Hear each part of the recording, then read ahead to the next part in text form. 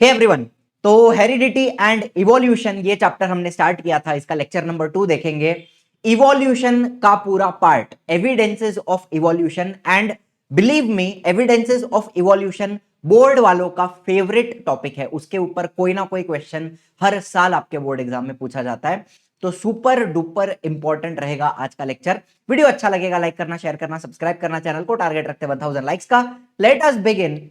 बहुत ही interesting topic है, सच बता रहा हूं आपको। देखो, ओरिजिन ऑफ लाइफ, हमारे धरती पे लाइफ कैसे आई, कहां से आई, कब आई, ये सारे सवाल हम यहां पे आंसर करने वाले हैं। ठीक है, ओरिजिन ऑफ लाइफ। लेकिन उसके लिए हमें यूनिवर्स के शुरुआत से शुरुआत करनी पड़ेगी। तो थोड़ा बहुत पीछे चलते हैं अपन। 13.8 BYA का मतलब क्या होता है बेटा? Billion years ago. तो हम 13.8 बिलियन ईयर्स अगो जा रहे हैं। एंड ये जो थियरी है इसको बिग बैंग थियरी कहा जाता है। According to big bang theory क्या हुआ था, एक बहुत ही छोटा पॉइंट था। आपको दिख रहा है पॉइंट? छोटा सा, एकदम छोटा सा पॉइंट था जिसमें सब कुछ कॉन्सेंट्रेटेड था। इस पॉइंट को सिंगुलैरिटी कहते हैं। एंड क्या हुआ, उसमें से यूनिवर्स का एक्सपांशन स्टार्ट हुआ। That is called as big bang. इस तरीके से यूनिवर्स एक्सपांड होने लगा एंड धीरे धीरे बहुत सारी चीजें बनने लगी, जैसे गैलेक्सीज वगैरह बनने लगी। उसमें हमारी मिल्की वे आकाश गंगा गैलेक्सी जो है 13.61 बिलियन ईयर्स अगो फॉर्म हुई थी। एंड इस गैलेक्सी के अंदर हमारी सोलर सिस्टम जो है वो 4.6 बिलियन ईयर अगो फॉर्म हुई थी। बीच में अपना दिख रहा है आपको, ये सन है अपना। ठीक है, एंड आसपास में प्लैनेट्स वगैरह बनने लगे। तो अपना जो अर्थ है, बाय द वे ये सारी इंफॉर्मेशन आपको याद रखने की जरूरत नहीं है, सिर्फ फॉर योर इंफॉर्मेशन थोड़ा सा सिनेमैटिक बना रहा हूं। यूनिवर्स के शुरुआत से अपन देख रहे हैं। ठीक है, तो 13.8 बिलियन ईयर अगो, बाद में गैलेक्सी बनी मिल्की वे, उसमें अपना सोलर सिस्टम बना, उसमें अपना अर्थ बना। कब बना अर्थ? 4.5 बिलियन ईयर्स अगो। ठीक है, 4.5 बिलियन ईयर्स अगो। तब जो अर्थ था उसका पूरा सरफेस इमेजिन करो मेल्ट हुआ है, लावा है पूरा सरफेस। ठीक है, तो बहुत ही ज्यादा टेम्परेचर हाई होगा, बहुत ही ज्यादा खराब कंडीशंस होंगे। इस अर्थ को अपन कहते हैं प्रोटो अर्थ। प्रोटो मतलब पहले का अर्थ, प्रोटो मतलब बिफोर, पहले का पुराना जो अर्थ था जिसका पूरा सरफेस लावा है, मेल्ट हो गया है, जहां पर लाइफ नहीं बन सकती। फिर क्या हुआ, ये धीरे धीरे बेचारा थोड़ा थोड़ा ठंडा हो रहा था। लेकिन उसी दौरान एक दूसरा छोटा प्लैनेट आया, इसका नाम था थिया। एंड इसका भी अपने पास एविडेंस है। सब आपको हवा में कहानी नहीं बता रहा हूं, अपने पास ये सारे एविडेंसेस हैं। एक छोटा प्लैनेट था थिया जो अर्थ से टकरा गया। इस इवेंट को कहते हैं द बिग स्प्लैश। ये सब कुछ टेक्स्ट बुक में नहीं है, कुछ भी टेक्स्ट बुक में नहीं है, लेकिन बस 2 मिनट थोड़ी सी कहानी अपन समझ लेंगे। फिर क्या हुआ, because of this big splash अपना मून फॉर्म हो गया। अर्थ का कुछ पार्ट निकला एंड वो बाद में जाके क्या बन गया, चंदा मामा बन गया, मून बन गया। ठीक है, तो फिर से क्या हुआ, 4 बिलियन ईयर्स अगो अपना अर्थ ऐसा दिखता था, एकदम पूरा सरफेस उसका मेल्ट हो गया है, लावा हो गया है। ऐसे कंडीशन में लाइफ बन ही नहीं सकती, ऐसी सिचुएशन थी। लेकिन फिर वापस बेचारा धीरे धीरे धीरे धीरे ठंडा ठंडा होने लगा। एंड क्या हुआ, अराउंड 3.5 बिलियन ईयर अगो हमारे धरती पे लाइफ बन गई। मतलब हमारे पास प्रॉपर एविडेंस है, फॉसिल्स पाए गए हैं of the earliest known life forms. मतलब एकदम जो बैक्टीरिया वगैरह हैं उनके फॉसिल्स हमें मिले हैं जो 3.5 बिलियन ईयर ओल्ड हैं। मतलब एक बात बताओ, 4 billion year ago and 3.5 billion year ago life form हो गई। 4 एंड 3.5 के बीच में ऐसा कुछ तो हुआ होगा जहां पे लाइफ फॉर्म हुई। Are you understanding? And 3.5 billion year ago का अर्थ कुछ ऐसा दिखता था। मतलब अब वो ठंडा हो चुका था, उसके ऊपर समुंदर वगैरह आ गए थे, ओशंस फॉर्म हो गए थे। एंड 4 बिलियन ईयर अगो का अर्थ ऐसा दिखता था जिसका सरफेस मेल्ट हुआ था। तो इनके बीच में 4 और 3.5 इसके बीच में क्या हुआ, लाइफ का फॉर्मेशन हुआ। तो वो कैसे हुआ ये अपने को समझना है। कहानी समझ में आ रही है आपको? आइए देखते हैं।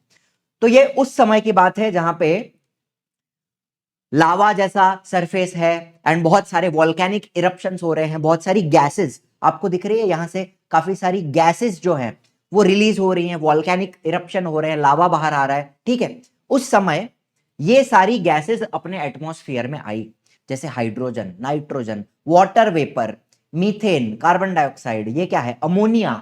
तो ये सारे गैसेस हमारे एटमॉस्फेयर में प्रेजेंट थे उस समय, ठीक है। फिर क्या हुआ, अर्थ धीरे धीरे ठंडा ठंडा ठंडा होने लगा, हो रहा था ठंडा। उतने में ये जो वाटर वेपर है, मुझे बताओ अगर अर्थ ठंडा होगा तो ये वाटर वेपर कंडेंस होकर बारिश होगी, एंड बारिश हुई जो हजारों साल चली, एंड उस बारिश के वजह से ओशंस फॉर्म हो गए। Are you understanding? लेकिन अभी भी हमारे धरती पे बहुत ज्यादा हीट है, अभी भी टेम्परेचर ज्यादा है एंड काफी सारी एनर्जी है।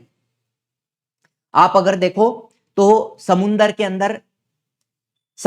अंदर भी हाइड्रोथर्मल वेंट्स होते हैं, जहां से गैसेस वगैरह बाहर आती है, हीट बाहर आती है। तो और बिजलियां कड़क रही है, इमेजिन करो, ठीक है। तो पानी के अंदर अपन आ गए, अब क्या होगा आपको धीरे धीरे बताता हूं।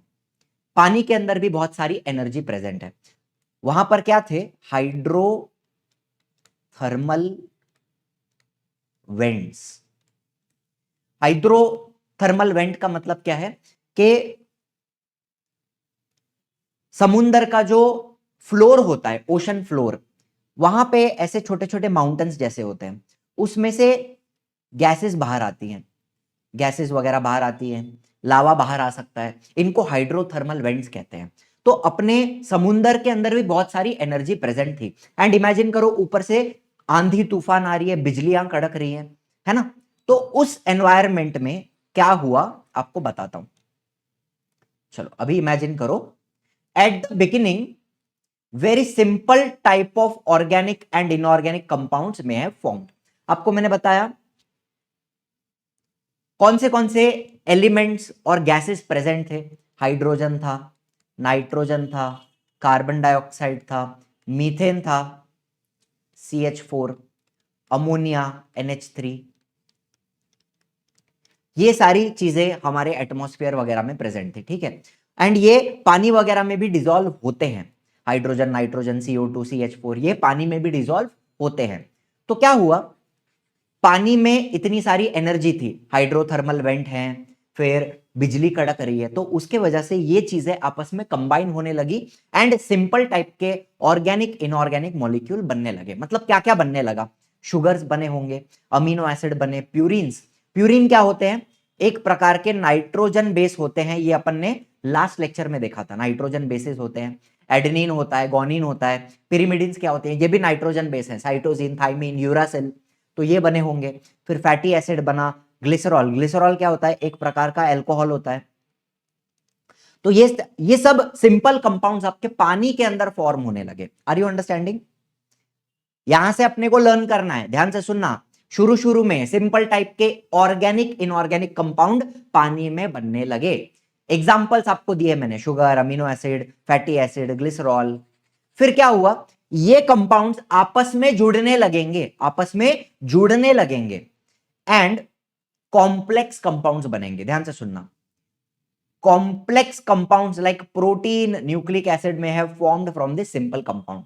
अब क्या होगा, इमेजिन करो, ये जो शुगर्स हैं, शुगर आपको दिख रही है, शुगर्स, ये आपस में अगर कंबाइन होने लगे, जुड़ने लगे, तो बन जाता है कार्बोहाइड्रेट्स।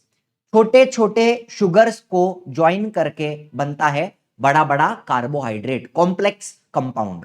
उसके बाद वही अमीनो एसिड्स को ज्वाइंट करूं तो प्रोटीन बन जाएंगे, है ना, छोटे छोटे अमीनो एसिड्स को ज्वाइंट कर रहे हैं। प्यूरिन और पिरिमिडिन को मिला करके मुझे बताओ, क्या हम न्यूक्लिक एसिड जैसे RNA, DNA, इन चीजों का फॉर्मेशन हो सकता है? फिर फैटी एसिड और ग्लिसरॉल, इनको मिला करके फैट्स बन सकते हैं। तो अब देखो क्या क्या बन गया, कार्बोहाइड्रेट बन गए, प्रोटीन बन गए, फैट बन गए, न्यूक्लिक एसिड बन गए। ये बन गए तुम्हारे complex compound, protein, nucleic acid. अब क्या हुआ, ये चीजें आपस में कंबाइन होने लगी। ध्यान से सुनना, the first primitive type of cell, primitive मतलब एकदम बेसिक, एकदम सिंपल टाइप का सेल, पहला प्रिमिटिव सेल पानी के अंदर फॉर्म हुआ, may have formed from the mixture of different type of organic and inorganic compound. तो ये जो कंपाउंड्स बने ये आपस में मिलने लगे एंड पहला प्रिमिटिव सबसे बेसिक सेल पानी के अंदर फॉर्म हुआ। बात समझ में आ रही है आपको? ये कहानी अपने को समझनी है। पहले तो क्या थी? गैसेस थी, hydrogen, nitrogen, CO2, ammonia, methane, ये सारी गैसेस पानी वगैरह में मिक्स होती थी, पानी के अंदर भी हीट प्रोड्यूस होती थी, ऊपर से बिजली आ रही है, तो सिंपल टाइप के कंपाउंड बने, sugar, amino acid, fatty acid, ये सब बना, प्यूरिन, पिरिमिडिन। फिर ये आपस में कंबाइन होके कॉम्प्लेक्स कंपाउंड बने, कार्बोहाइड्रेट, फैट, प्रोटीन, वो आपस में कंबाइन होके पहला प्रिमिटिव सेल बना, इसको अपन प्रोटोप्लाज्म भी कहते हैं। देखो, according to this theory first living material protoplasm has been formed in the ocean, इसको अपन क्या बोलते हैं? प्रोटोप्लाज्म बोलते हैं। यहां तक की बात समझ में आ रही है? पसीना आ रहा है, बड़ा गर्मी हो रही है। इतना समझ में आ गया? लाइफ बन गई। चलो, पहला लिविंग मटेरियल प्रोटोप्लाज्म फॉर्म हो गया ओशन के अंदर। अब इनको कोएसरवेट और माइक्रोस्फीयर भी कहते हैं, लेकिन ये सब आपको याद रखने की जरूरत नहीं है, अपन इसको प्रोटोप्लाज्म बोलेंगे, सिंपल। ठीक है, अब देखिए आगे क्या हुआ। ये सेल मल्टीप्लाई करने लगा, मतलब इसमें डिवीजन होगा एंड इसकी कॉपीज बनने लगी, इनका पॉपुलेशन बढ़ने लगा, ये जो प्रिमिटिव सेल थे उनका पॉपुलेशन बढ़ने लगा एंड फिर धीरे धीरे इनके अंदर चेंजेस भी आने लगे, इनके अंदर चेंजेस आएंगे और डेवलप्ड सेल्स यहां पे फॉर्म होने वाले हैं। Are you understanding? देखो, in due course of time, मतलब धीरे धीरे समय के साथ यूनिसेल्युलर ऑर्गेनिज्म डेवलप हुए। ठीक है, number of those cells may have increased at the cost of surrounding chemicals. तो ये जो सेल्स बने इन्होंने भी सेल डिवीजन स्टार्ट किया, इनका भी पॉपुलेशन बढ़ने लगा eight the cost of surrounding chemicals. मतलब मुझे बताओ, इनके आसपास बहुत सारे छोटे छोटे दूसरे केमिकल्स होंगे, तो उन केमिकल्स के मदद से केमिकल्स को कंज्यूम करके इनका पॉपुलेशन बढ़ने लगा। Are you understanding? धीरे धीरे यूनिसेल्युलर ऑर्गेनिज्म फॉर्म हुए, उन्होंने अपने आसपास के केमिकल्स को कंज्यूम किया, खाया, उसमें से एनर्जी ली एंड वापस इन्होंने डिवीजन किया एंड अपना पॉपुलेशन बढ़ाया, अपना नंबर बढ़ाया। ठीक है, ये पूरी थियरी अपने को पढ़नी है, लर्न करनी है, एग्जाम में पूछी जा सकती है। ठीक है बच्चों, यहां तक समझ में आया? अब some may have shown good growth, तो इसमें से कुछ सेल अच्छे से ग्रो हो रहे होंगे and some may have perished which could not adjust with the surrounding, एंड कुछ सेल ऐसे होंगे जो मर जाएंगे, जो एडजस्ट नहीं कर पा रहे हैं, आसपास का जो एनवायरमेंट है उसमें वो लोग एडजस्ट नहीं कर पाए, तो कुछ सेल खत्म हो गए। दिख रहा है आपको? ये वाले सेल खत्म हो गए, बाकी के सेल ग्रो करने लगे, इसको अपन कहते हैं नेचुरल सिलेक्शन। ठीक है, नेचुरल सिलेक्शन का मतलब है नेचर, आसपास का जो नेचर है वो सिलेक्ट करेगा कि कौन जिंदा रहेगा और कौन मरेगा। जो लोग सरवाइव कर पा रहे हैं वो जिंदा बचेंगे एंड जो लोग एडजस्ट नहीं कर पा रहे हैं नेचर के अंदर, एनवायरमेंट के अंदर, वो खत्म हो जाएंगे। इसको नेचुरल सिलेक्शन बोलते हैं। बात समझ में आ रही है मेरी? यहां तक अपने को समझ में आया? Some sales may have shown good growth, कुछ सेल्स ग्रो कर रहे थे बराबर से एंड कुछ सेल जो एडजस्ट नहीं कर पाए वो खत्म हो गए एंड बाद में धीरे धीरे इनके अंदर और वेरिएशन आने लगा और डेवलपमेंट होने लगी धीरे धीरे धीरे। एंड देखो, changes occurred in the unicellular organism from which larger and more complex organisms were formed। तो इन्हीं यूनिसेल्युलर ऑर्गेनिज्म के अंदर चेंज आने लगा एंड बड़े बड़े कॉम्प्लेक्स ऑर्गेनिजम्स फॉर्म होने लगे, मल्टी सेल्युलर ऑर्गेनिजम्स फॉर्म होने लगे। समझ में आ रही मेरी बात? एंड आज हम देखते हैं इतनी सारी डाइवर्सिटी, वैरायटी हमें एनिमल्स, प्लांट्स, माइक्रो ऑर्गेनिजम्स इनके अंदर देखने मिलती है। समझ में आ गया? So duration of all of this changes is around 300 crore साल। तो ये इतना सारा डेवलपमेंट होने के लिए कितना टाइम लगा? 300 करोड़ साल लगे। अच्छा, एक ही चीज यहां पे ऐड करना चाहूंगा, एक चीज ऐड करना चाहूंगा, एक मिनट, ब्लैक स्क्रीन ले लो। 4 billion year ago no life, बराबर है।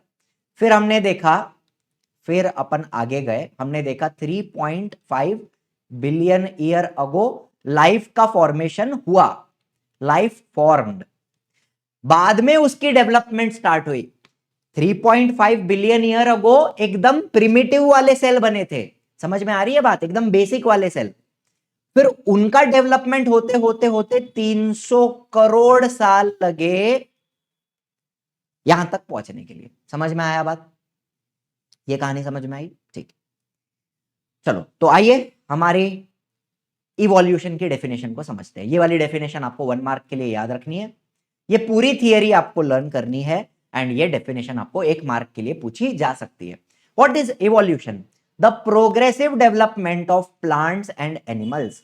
प्रोग्रेसिव मतलब क्या? धीरे धीरे धीरे धीरे प्लांट और एनिमल की डेवलपमेंट हो रही है from ancestor having different structural and functional organisation. Ancestor मतलब पूर्वज, जो हमारे पहले आए। फिर से सुनो, progressive development of plant and animal, plant and animal धीरे धीरे डेवलप हो रहे हैं फ्रॉम पूर्वज, from ancestor having different structural and functional organisation. मतलब जो पूर्वज थे, एंसेस्टर, उनका स्ट्रक्चर अलग था बॉडी का, उनके अंदर के बॉडी के अंदर जो फंक्शंस हो रहे थे वो भी अलग थे, ठीक है, उनका स्ट्रक्चरल एंड फंक्शनल ऑर्गेनाइजेशन अलग था हमसे, ठीक है। तो this process is called as evolution. ये आपको लर्न करना है। Progressive development of plant and animal from ancestor having different structural and functional organisation is called as evolution. इसको हम ग्रेजुअल डेवलपमेंट, ग्रेजुअल मतलब क्या? Slow, slow development of living organism भी कहते हैं। ये जो थियरी है इसका नाम है gradual development of living organisms. धीरे धीरे लिविंग ऑर्गेनिज्म डेवलप हुए हमारे धरती के ऊपर। बात एकदम क्लियर हो गई? चलो, जो भी बच्चे पर्सनली पढ़ना चाहते हैं स्मॉल बैच में, लिमिटेड स्टूडेंट वाले बैच में आरंभ 6 आपके लिए लेकर आया हूं, ठीक है। ये हमारी फुल टीम ऑफ टीचर्स है, English medium, semi English medium, all subject यहां पे कवर हो जाते हैं बच्चों, ठीक है। लिमिटेड स्टूडेंट होते हैं तो उनको हम जूम पे डाउट क्लियरिंग, मेंटरशिप, गाइडेंस, ये सारी चीजें अपन जूम पे करते हैं। इंडिविजुअली बच्चों से बात करके एक एक बच्चे का डाउट यहाँ पे क्लियर किया जाता है। शुभम सर, गैलेक्सी मैम को आप जानते हो, मुझे जानते हो, तो हम बच्चों से इंटरैक्ट करते हैं। एंड इसके अलावा बच्चों के पास हमारा डायरेक्ट कॉन्टैक्ट भी है, मुझे कॉल भी कर सकते हैं बच्चे, they can directly call me, they can ask me doubts, ठीक है। ये भी फीचर हम हमारे सारे बच्चों को देते हैं। बच्चा डायरेक्टली मुझे कॉल कर सकता है, किसी भी टीचर को कॉल कर सकता है, ये फीचर अपने पास अवेलेबल है, ठीक है। तो पहले 100 बच्चों के लिए ये कूपन कोड है। लिमिटेड स्टूडेंट अपन लेते हैं, बैच छोटा होता है, तो पहले 100 बच्चों के लिए कूपन कोड है, एक्स्ट्रा 1000 रुपीज आपका ऑफ हो जाएगा, डिस्काउंट आपको यहाँ पे मिल जाएगा, ठीक है। कोई भी इंक्वायरी करनी है बैच के रिगार्डिंग तो ये दोनों अपने एजुकेशनल काउंसलर के नंबर हैं, डायरेक्टली कॉल करके आप इंक्वायरी कर सकते हैं। चलिए, तो यहां पर अपन ने इवोल्यूशन का पूरा थियरी पढ़ा। अब देखो, आज के समय एट प्रेजेंट करोड़ों species of plant and animal with huge diversity regarding shape complexity are present on earth. आज के समय करोड़ों स्पीशीज प्लांट्स की, एनिमल्स की, उनके शेप में कितनी सारी डाइवर्सिटी है। छोटा छोटा प्लांट भी होता है, बड़ा बड़ा प्लांट होता है, छोटा छोटा एनिमल होता है, बड़ा बड़ा एनिमल होता है ना। तो शेप में, साइज में बहुत सारी वैरायटी देखने मिलती है। एंड कॉम्प्लेक्सिटी, कॉम्प्लेक्सिटी मतलब क्या? जैसे एक छोटा सा प्लांट ले लो, बहुत सिंपल सा प्लांट होगा, है ना, उसके अंदर जो प्रोसेसेस हो रही हैं वो भी सिंपल सी होंगी। और एक बहुत अगर बड़ा प्लांट ले लो तो उसके अंदर उसका जो स्ट्रक्चर है वो ज्यादा कॉम्प्लिकेटेड है, जो बड़ा प्लांट है। या फिर मेरी बात कर लो, इंसान की बात कर लो, एक छोटा कॉकरोच ले लो, कॉकरोच के अंदर थोड़ा सिंपल सिस्टम चलता है, सिंपल चीजें हैं। और वही अगर मेरी बात करें तो मेरे अंदर ज्यादा कॉम्प्लिकेटेड चीजें हैं, तो कॉम्प्लेक्सिटी भी अलग अलग है, ठीक है। बहुत सारी वैरायटी हमें शेप में, साइज में, कॉम्प्लेक्सिटी में देखने मिलती है हमारे धरती के ऊपर। The life exist on earth everywhere from equator to the poles.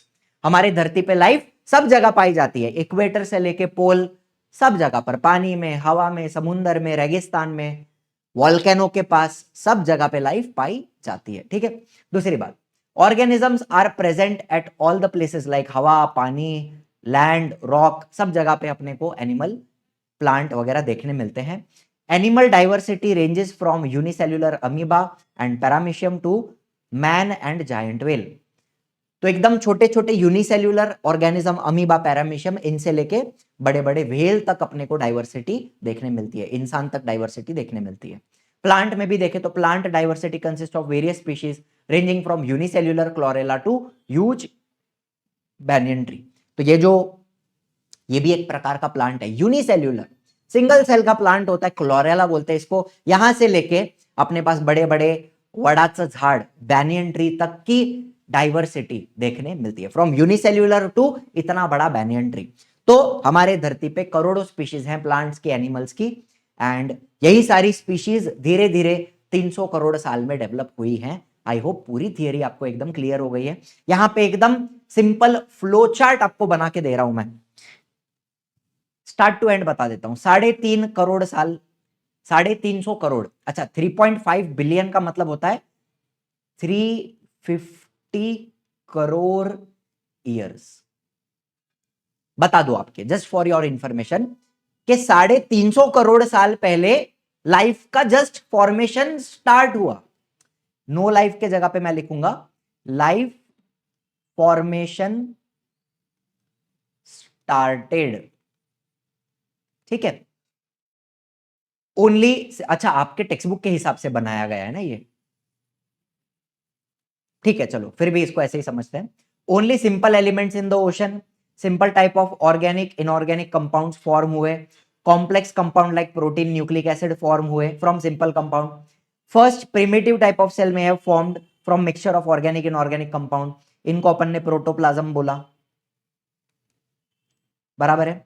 Primitive type के सेल बने, फिर यूनिसेल्यूलर ऑर्गेनिज्म फॉर्म हुए, ग्रेजुअली चेंजेस अकर्ड एंड बड़े बड़े large and more complex organism formed. Duration of all this changes is almost 300 crore साल। इतना ही theory है, इतना थियरी आप लोग लर्न कर सकते हो। तो और बाद में डेफिनेशन, आगे आपको क्या लिखना है, डेफिनेशन भी लिखनी है। तो इतना अपन लर्न कर लेंगे और साथ में डेफिनेशन कर लेंगे तो इवोल्यूशन खत्म हो जाता है यहां पे। चलो कोई दिक्कत वाली बात है क्या, सिंपल है ना। चलिए, अब इतना सारा हवा में बात किया अपन ने, ऐसा हुआ वैसा हुआ, सिंपल लाइफ बना, कॉम्प्लेक्स लाइफ बना, है ना, हवा में बातें कर ली। अब इसका सबूत देना है, एविडेंस किधर है। आइए, अपने को क्या चाहिए, सबूत किधर है। चलो तुमको सबूत दिखाता हूं। अभी अपन पढ़ेंगे evidences of evolution. Now this is again इस चैप्टर का, मेरे हिसाब से from this chapter the most important topic, इस पूरे चैप्टर का सबसे इंपॉर्टेंट टॉपिक मतलब एविडेंसेस। हर साल आपके बोर्ड एग्जाम में कोई ना कोई सवाल इसमें से आता ही आता है। 6 एविडेंसेस हैं, कितने हैं, 6। वो सारे के सारे आपको लर्न करने हैं, सारे के सारे अच्छे से आने चाहिए। आइए समझते हैं एक करके। सबसे पहला एविडेंस होता है मॉर्फोलॉजिकल एविडेंस।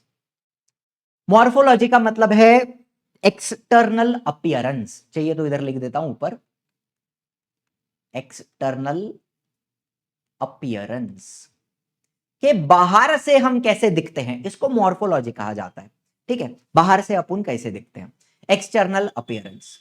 तो इसमें हमें क्या देखने मिलेगा, एक अपन ने डॉगी लिया और एक अपन ने बिल्ली लिया, ठीक है, भाऊ भाऊ आणि म्याऊ म्याऊ, डॉगी और बिल्ली। अब इनमें क्या क्या सिमिलैरिटी है मुझे बताओ। इनके माउथ के स्ट्रक्चर में सिमिलैरिटी है, स्ट्रक्चर ऑफ माउथ यहां पे लिख दूंगा मैं, स्ट्रक्चर ऑफ माउथ, पूरा लिखो क्या, स्ट्रक्चर ऑफ माउथ, ठीक है। फिर इनकी आंखों की जो पोजीशन है, पोजीशन ऑफ आईज लिख देता हूं, पोजीशन ऑफ आईज, आंखों की पोजीशन में सिमिलैरिटी है। फिर इनके नाक के जो छेद होते हैं उनकी भी पोजीशन और स्ट्रक्चर में सिमिलैरिटी है, नॉस्ट्रिल्स। फिर इनके जो कान है, ईयर पिन्ना, उनकी भी पोजीशन, उनका भी स्ट्रक्चर सिमिलर है, ठीक है। फिर इनके शरीर पे बाल हैं, बॉडी है। तो दोनों स्पीशीज अलग है, कुत्ता कुत्ता होता है, बिल्ली बिल्ली होती है, लेकिन फिर भी इतने सारे कैरेक्टर सिमिलर हैं। इससे क्या पता चलता है कि इनके जो पूर्वज थे, इन दोनों के जो एंसेस्टर रहे होंगे वो कॉमन रहे होंगे। इनफैक्ट मुझे भी ले लो साथ में, कुत्ता बिल्ली और मैं भी आ जाता हूं साथ में। मेरे भी माउथ का स्ट्रक्चर, नाक के 2 छेद, आंखों की पोजीशन, ईयर पिन्ना, शरीर पे बाल, क्या ये सारे कैरेक्टर मेरे पास भी हैं। तो मेरे को भी ले लो साथ में, कुत्ता बिल्ली और मैं, हमारा तीनों का जो पूर्वज रहा होगा वो कॉमन रहा होगा, कॉमन एंसेस्टर। इससे क्या पता चलता है कि एक ही किसी ऑर्गेनिज्म से जो हमारा कॉमन एंसेस्टर था उसी में से ये सारे ऑर्गेनिजम्स बने हैं, कुत्ता बिल्ली मैं सब बने हैं। Are you understanding? सिंपल सी कहानी है। चलो और भी अपन कंपैरिजन करें। एक मैंने यहाँ पे गाय ले ली, एक घोड़ा ले लिया, एक डुक्कर ले लिया, एक शीप ले लिया। सब में ये कैरेक्टर्स हैं, नाक का 2 छेद, माउथ का पोजीशन, आंखों की पोजीशन, ईयर का पिन्ना, ये जो है ना कान, इसको ईयर पिन्ना बोलते हैं, पिन्ना। शरीर पे बाल सबके पास है ना। तो हमारे सबके, और मेरे को भी ले लो साथ में, हमारे सबके पूर्वज कॉमन थे, एंसेस्टर कॉमन थे, उसमें से हम सब बने। Are you understanding? चलो इधर मैं मैंगो और चिक्कू का भी कंपैरिजन कर रहा हूं। इनके अंदर क्या दिखता है? लीफ के शेप में सिमिलैरिटी दिखती है, ठीक है। लीफ के वेनेशन में, वेनेशन मतलब क्या? अंदर ये जो लाइंस वगैरह दिखती है ना आपको, ऐसी ऐसी लाइंस होती हैं, लाइंस होती हैं, दिखती है कि नहीं? उनके पैटर्न में भी सिमिलैरिटी है, लीफ के वेनेशन में सिमिलैरिटी दिखती है। दूसरा, लीफ का ये जो डंडी होता है नीचे का, इसको पिटियोल बोलते हैं। तो लीफ के पिटियोल के स्ट्रक्चर में भी सिमिलैरिटी दिखती है, लीफ पिटियोल। लीफ का शेप, वेनेशन, वेनेशन मतलब ये जो, इनको अपन वेन्स बोलते हैं, वेन्स, ठीक है। और वेन्स का जो पैटर्न होता है उसको वेनेशन बोलते हैं, ठीक है। तो लीफ के वेनेशन में, पिटियोल के स्ट्रक्चर में सिमिलैरिटी है।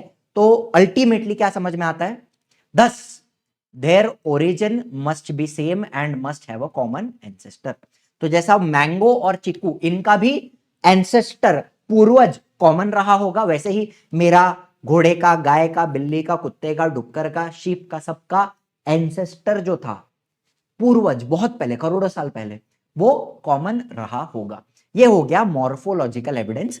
एक्सटर्नल अपीयरेंस को अपन ने कंपेयर किया यहां पे। चलो सिंपल दूसरी बात करते हैं, एनाटॉमिकल एविडेंस। बहुत ही सिंपल सिंपल कहानियां हैं, आपको बस समझ के जाना है, ठीक है। एनाटॉमिकल एविडेंस, एनाटॉमी मतलब क्या?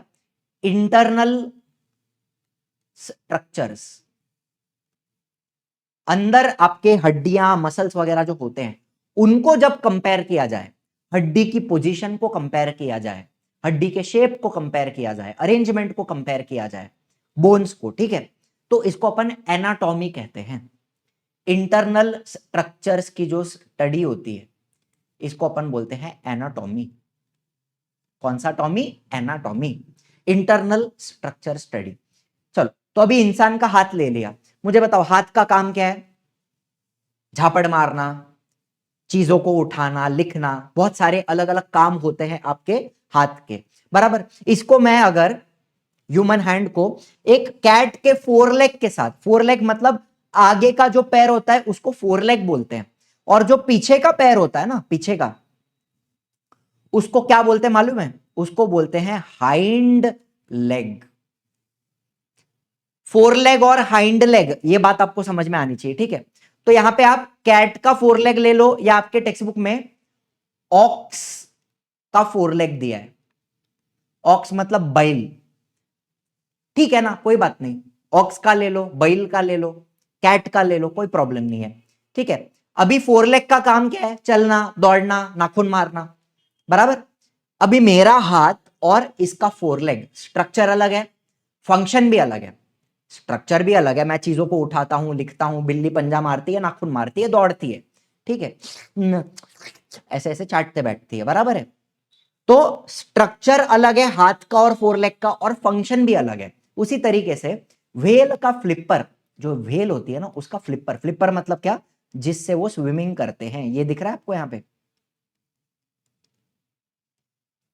इसको क्या बोलते हैं? Flipper of whale. अब इसको भी कंपेयर कर लो मेरे हाथ के साथ, स्ट्रक्चर अलग है, ऑब्वियसली अलग है, फंक्शन भी अलग है। फ्लिपर का काम क्या है? स्विमिंग करना, पानी में स्विमिंग करना, यस। एंड बैट का पेटेजियम, पेटेजियम मतलब ये जो पंख होता है ना, इसको विंग नहीं बोलते, इसको बोलते हैं पेटेजियम।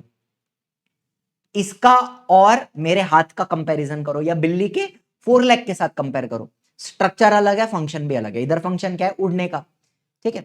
तो सबके इधर लिख दूंगा।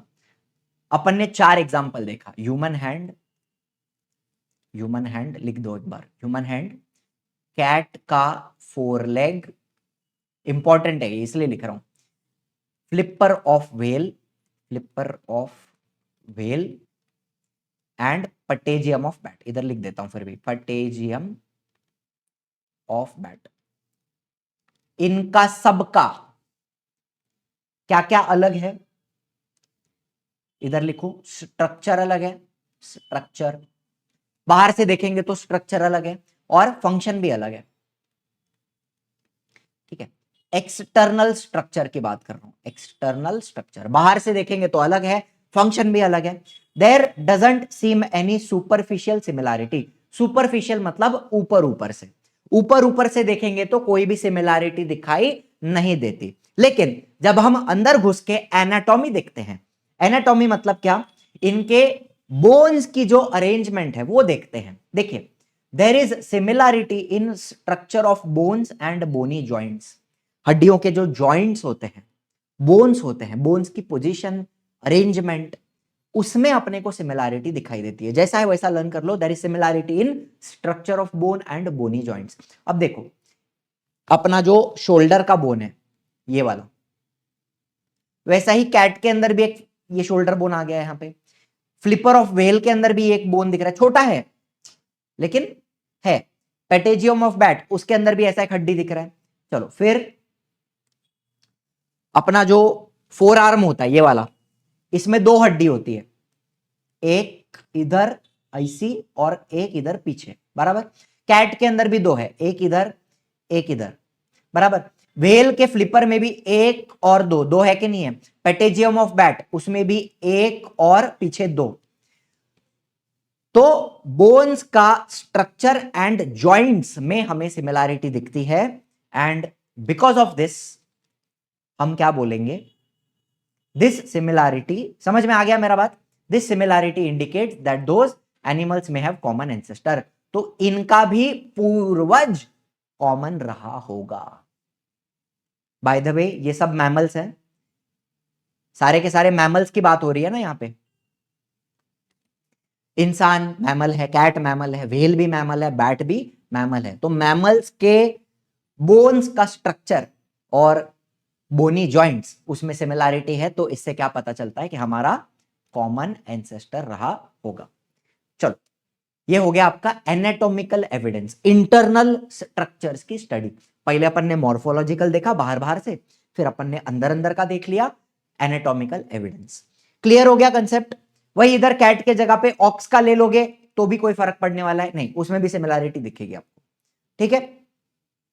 तीसरा, एम्ब्रियोलॉजिकल पहले ले रहा हूं, कोई बात नहीं, वैसे आपके टेक्स्ट बुक में इसको लास्ट दिया हुआ है, लेकिन अपन पहले ले रहे हैं, कोई इशू नहीं है। पढ़ाने तो सारे ही वाला हूं ना, ऐसा थोड़ी कि छोड़ रहा हूं, सारे ही पढ़ाऊंगा। एम्ब्रियोलॉजिकल एविडेंस मतलब क्या, पहली बात आपको यह समझना है कि what is an embryo. Embryo, embryo मतलब एकदम छोटा सा जो बेबी होता है, जब डेवलप होता है उसको एम्ब्रियो कहा जाता है। जैसे आपको यहां पे दिख रहा है ये सारे क्या हैं, एम्ब्रियोज हैं। एकदम छोटे से बेबी जो डेवलप होते हैं ना, उनको एम्ब्रियो कहा जाता है। एकदम डेवलपमेंट जस्ट स्टार्ट हुई है बच्चे की, तब उसको अपन एम्ब्रियो बोलते हैं। समझ में आ गया, एकदम छोटा बेबी। चलो, तो अभी आप देखो यहां पे आपको अलग अलग एनिमल्स दिखा रहा हूं, मछली, सैलमेंडर, टॉर्टोइज, चिक, पिग, काफ, रैबिट, ह्यूमन। इन सब का एम्ब्रियो आप देखो तो शुरू शुरू में तो एकदम सेम दिखते हैं। मछली हो, सैलमेंडर क्या होता है, एक चिपकली के जैसा दिखता है थोड़ा, ठीक है, और एम्फीबियन ग्रुप के अंदर आता है। टॉर्टोइज, चिक मतलब क्या, चिकन, पिग मतलब डुक्कर, काफ मतलब गाय का बछड़ा, रैबिट, ह्यूमन, सबका एम्ब्रियो देखो ना शुरू में एकदम सेम है, लेकिन बाद में आप देखोगे तो धीरे धीरे चेंजेस दिखने लगते हैं। अभी डुक्कर डुक्कर लग रहा है, काफ काफ लग रहा है, बराबर है, रैबिट रैबिट लग रहा है, इंसान इंसान लग रहा है, इधर चिकन, टॉर्टोइज, सैलमेंडर, मछली। समझ में आ रहा है ना, लेकिन शुरू में एकदम सेम दिखता है, शुरू में सेम दिखता है, बाद में डिफरेंसेस दिखाई देते हैं। तो इससे भी अपने को क्या पता चलता है कि हमारे एंसेस्टर कॉमन रहे होंगे, बिकॉज हमारे एम्ब्रियोज एकदम सेम दिखते हैं शुरुआत में, चलिए अब देखिए, शुरुआत में सिमिलर है और बाद में डिफरेंसेस दिखाई देते हैं। So similarities in the initial stage, initial मतलब शुरुआत में, indicate common origin of all of these animals. Common origin मतलब एंसेस्टर कॉमन रहे होंगे, पूर्वज कॉमन रहे होंगे। ये बात अपने को समझ में आनी चाहिए। यहां तक कोई दिक्कत है, कोई डिफिकल्टी है? अपन ने पूरा इवोल्यूशन का कहानी पढ़ा एंड अपन ने 3 एविडेंस पढ़े, और 3 अपने को पढ़ने हैं, सिंपल सिंपल, मजा आएगा। चलिए कंटिन्यू करते हैं फटाफट।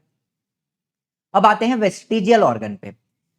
वेस्टिजियल ऑर्गन क्या होते हैं आपको आगे बताऊंगा डेफिनेशन। चलो पहले आप समझ लो कि इंसान की भी जो शुरुआत हुई, इंसान का जो ह्यूमन इवोल्यूशन हुआ, शुरुआत में एकदम मंकी जैसे एनिमल्स से हमारा शुरुआत हुआ। उनके पास टेल हुआ करता था, ध्यान से सुनना।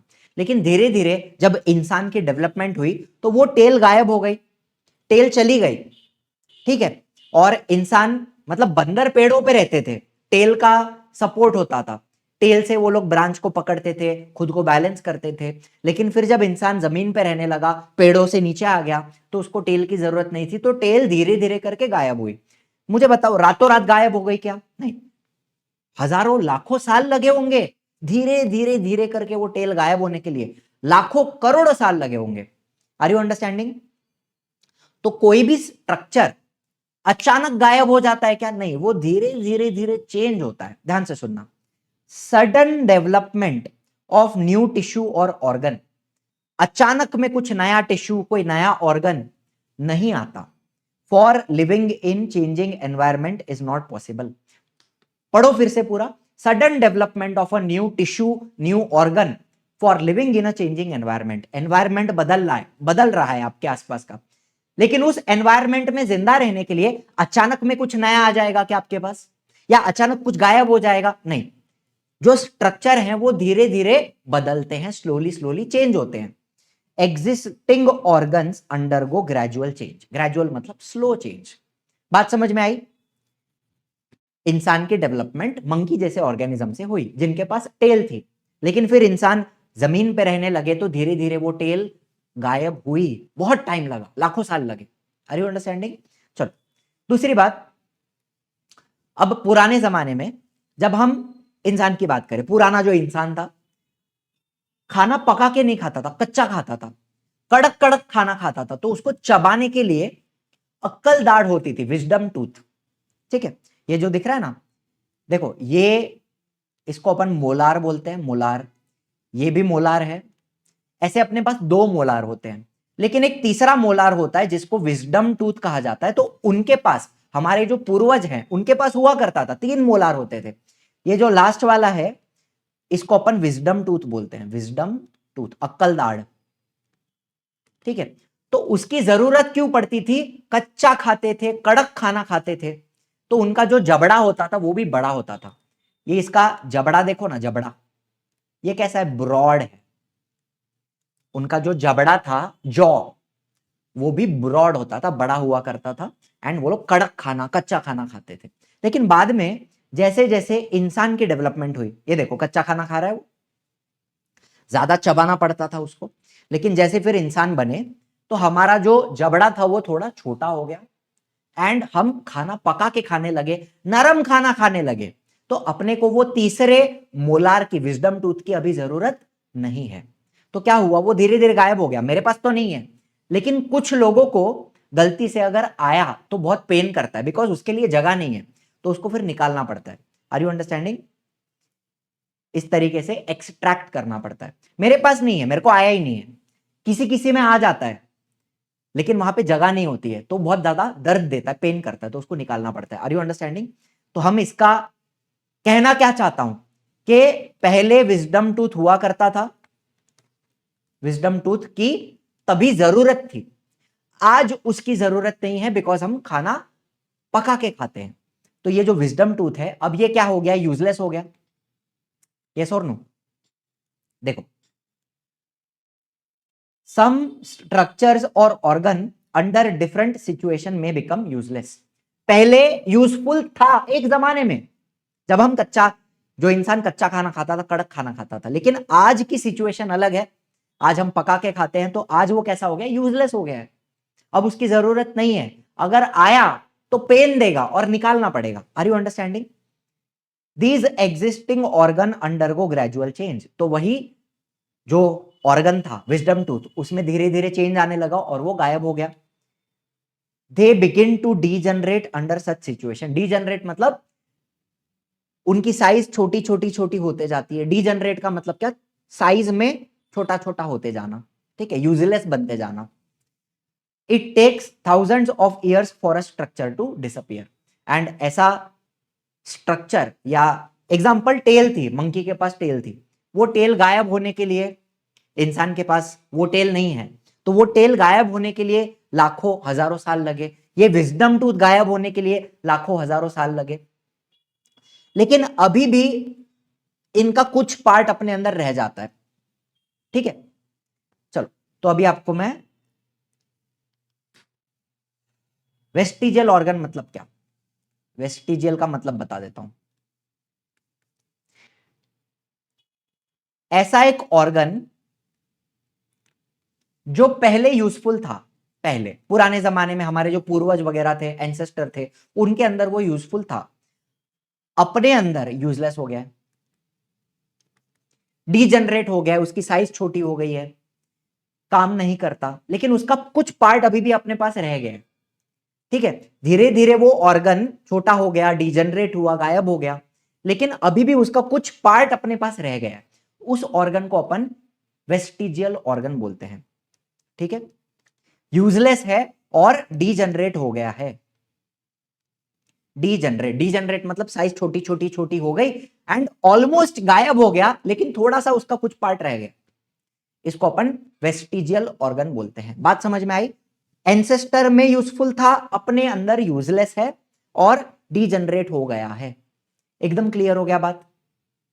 अब सुनो, पहले का स्टोरी समझ में आया?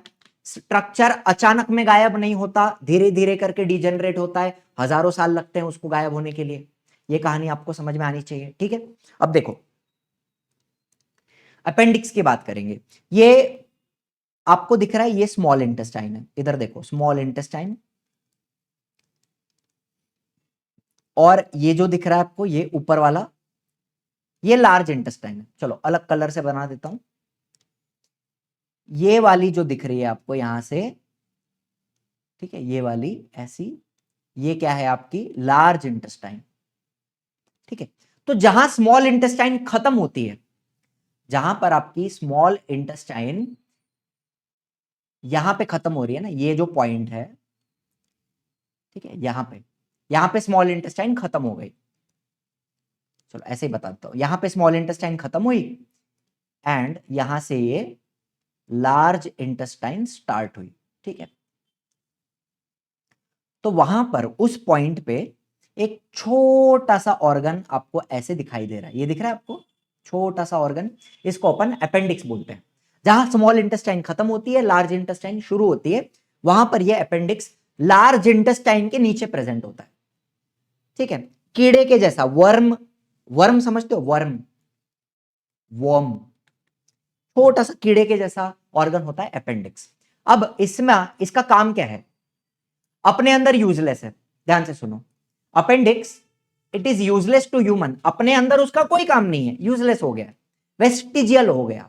लेकिन हमारे जो दूसरे ऑर्गेनिज्म है, या फिर हमारे जो पूर्वज थे, एग्जाम्पल दे रहा हूं, हमारे जो पूर्वज थे उनमें वो काम करता था। क्या करता था बताता हूं। This appendix it is useless to human, it is useful and fully functional organ in ruminant. अब रूमिनेंट मतलब क्या, ये जो काओ बफेलो वगैरह होते हैं, ये लोग क्या करते हैं, फटाफट फटाफट घास खा लेते हैं। जब वो लोग घास चरने जाते हैं, ग्रेजिंग के लिए जाते हैं, ग्रेजिंग, तो वो लोग फटाफट फटाफट घास खा लेते हैं और बाद में कहीं पे साइड में जाके झाड़ के नीचे बैठेंगे आराम से, और बाद में पूरा खाया हुआ बाहर वापस माउथ में लेके आते हैं, उल्टी की तरह करके माउथ में आता है, फिर उसको वो लोग आराम से चबाते बैठते हैं। तो इस प्रोसेस को रूमिनेशन बोलते हैं, रूमिनेशन, ठीक है। समझ में आया? घास फटाफट फटाफट खा लिया, साइड में जाके बैठे, वापस उल्टी किया, जो खाया था वो ऊपर लेके आए और बाद में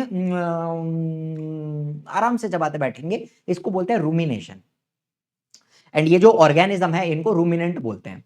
तो ये अपेंडिक्स अपने अंदर यूजलेस है, लेकिन इनके अंदर फुल्ली फंक्शनल है, फुल्ली फंक्शनल ऑर्गन है। क्या करता है अब तक मैंने बताया नहीं, ध्यान से सुनो। हम सेल्यूलोज को डाइजेस्ट नहीं कर सकते, आपको यहां पे बताता हूं मैं, चलो ध्यान से सुनो। ह्यूमंस कैनॉट डाइजेस्ट सेल्यूलोज, ठीक है, हमारे अंदर सेल्यूलोज को डाइजेस्ट नहीं किया जा सकता, ठीक है। लेकिन इनके अंदर ये जो रूमिनेंट हैं, ये लोग सेल्यूलोज क्या होता है बेटा? एक प्रकार का कार्बोहाइड्रेट है जो प्लांट्स में प्रेजेंट होता है। प्लांट्स की जो सेल वॉल होती है ना, प्लांट सेल का जो सेल वॉल होता है उसके अंदर ये सेल्यूलोज प्रेजेंट होता है, एंड हम डाइजेस्ट नहीं कर सकते उसको, बराबर। ये लोग डाइजेस्ट कर सकते हैं सेल्यूलोज को। Cellulose is digested with the help of appendix. तो अपेंडिक्स हेल्प करता है इनको सेल्यूलोज को डाइजेस्ट करने के लिए। एंड इनफैक्ट हमारे जो पूर्वज थे, जैसे पुराने जमाने के मंकी, एप्स वगैरह, वो लोग कच्चा खाना खाते थे, पेड़ पौधे खाते थे, तो उनके अंदर भी ये जो अपेंडिक्स है वो यूजफुल था सेल्यूलोज के डाइजेशन में। हमारे अंदर अब सेल्यूलोज डाइजेस्ट नहीं होता, तो अपेंडिक्स अपने लिए क्या हो गया? यूजलेस हो गया। बात समझ में आ गई? पूरी कहानी समझ में आ गई? रूमिनेंट क्या होते हैं? करके ऊपर के लेके आते हैं, जो खाया हुआ ऊपर आता है, फिर उसको चबाते हैं, ये रूमिनेंट हो गए। इनके अंदर अपेंडिक्स फुल्ली फंक्शनल है, सेल्यूलोज का डाइजेशन करता है। और हमारे जो एंसेस्टर थे ह्यूमंस के, उनके अंदर भी अपेंडिक्स काम करता था, सेल्यूलोज का डाइजेशन करता था। एब्सोल्युटली क्लियर है? यहां तक की बात समझ में आ गई? अपेंडिक्स की कहानी समझ में आ गई? चलो ठीक है, अब आते हैं दूसरे कंसेप्ट पे, मसल्स ऑफ ईयर पिन्ना। मुझे बताओ, ये आपका पिन्ना है, क्या है ये? इसको अपन बोलते हैं पिन्ना। चलो अच्छे से लिखता हूं जरा, पिन्ना। पिन्ना हमारे काम का है, बिकॉज जो भी साउंड वेव्स आती है उनको कॉन्सेंट्रेट करना, फोकस करना, ये पिन्ना का काम होता है, ताकि हमें बराबर सुनाई दे, ठीक है। तो pinna is useful, pinna is useful. Pinna तो चाहिए, लेकिन पिन्ना के आसपास आपको दिख रहे हैं, पिन्ना के आसपास ऐसे मसल्स होते हैं आगे पीछे। Are you understanding? दिखाई दे रहा है? ये जो मसल्स ऑफ ईयर पिन्ना है, ये हमारे लिए वेस्टिजियल हो गए हैं। अब हमारे अंदर ये यूजलेस हो गए हैं, काम नहीं करते। क्यों? बताता हूं, देखो ध्यान से सुनना। The muscles of ear pinna which are useless to human, अपने लिए यूजलेस हो गए हैं, लेकिन दूसरे ऑर्गेनिजम्स के अंदर they are useful in other mammals for movement of ear pinna. अब देखो, जैसे बिल्ली है, कुत्ता है, ये लोग अपने कानों को ऐसा ऐसा ऊपर नीचे वह वह कैसे भी मूव कर सकते हैं। जहां से भी आवाज आ रही है तो कुत्ते का कान ऐसा खड़ा हो जाता है, बराबर।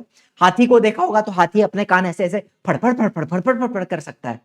तो ये जो मसल्स ऑफ ईयर पिन्ना है, हमारे जो पूर्वज थे उनके अंदर भी वो यूजफुल थे, हमारे अंदर अभी कोई बच्चा कमेंट में लिखेगा, सर मैं अपना कान हिला सकता हूं, ऐसा हिला सकता है क्या कुत्ते के जैसा? ऐसा हिलता है क्या तेरा कान? तो बता, तो बात कर मेरे साथ, तेरे को मैं इंडियाज गॉट टैलेंट में लेके जाऊंगा, ठीक है बच्चा? ऐसा हिलता है तो बात कर, सिर्फ ऐसा थोड़ा टैटू टैटू आगे पीछे होता है, वो बात मत करो मेरे साथ, ठीक है? ऐसा पूरा फड़फड़ फुड़फुड़ कर सकते हो क्या अपने कान को? नहीं कर सकते ना। तो हाँ, तुम्हारे muscles of ear pinna useless हो गए हैं, वेस्टिजियल हो गए हैं, लेकिन ये बाकी जो मैमल्स हैं उनके अंदर यूजफुल हैं। तो अपने को ये अच्छे से पढ़ना है। क्लियर हो गया पॉइंट? चलो फिर, याला तरी काय लाज नाही, काय नाही, चड्डी चड्डी पहनाओ इसको, चड्डी पहनाओ जरा, शी बिना चड्डी का। हाँ ठीक है, छोड़ो, नागड़ा करो याला। देखो, तीसरी बात, ये जो पूरा हड्डी है ना, इसको पेल्विक गर्डल बोलते हैं। पूरा पूरा जो हड्डी है ना, पूरा, इसको बोलते हैं पेल्विक गर्डल।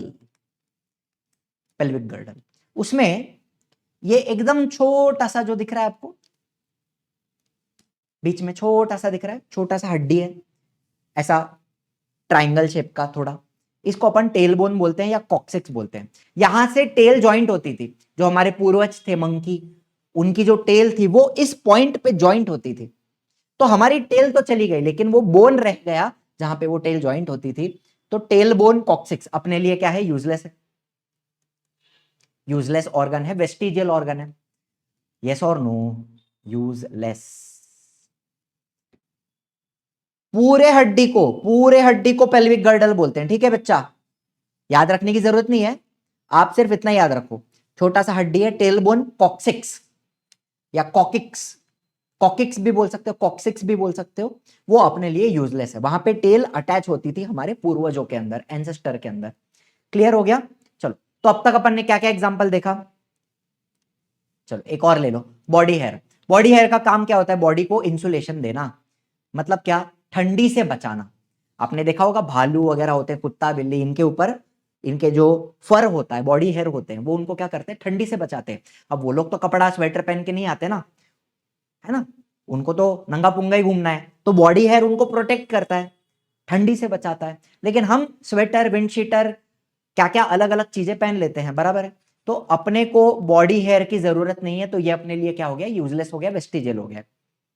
क्लियर हो गया पॉइंट? और विजडम टूथ, ये मैंने बताया, पूर्वज जो थे कच्चा बच्चा खाते थे, कड़क खाना खाते थे, तो इसकी जरूरत होती थी अक्ल दाढ़ की। समझ में आया कि नहीं? ये इसको क्या बोलते हैं, molar.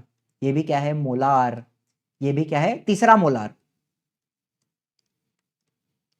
Third molar was called wisdom tooth, लेकिन अभी उसकी जरूरत नहीं है, यूजलेस हो गया।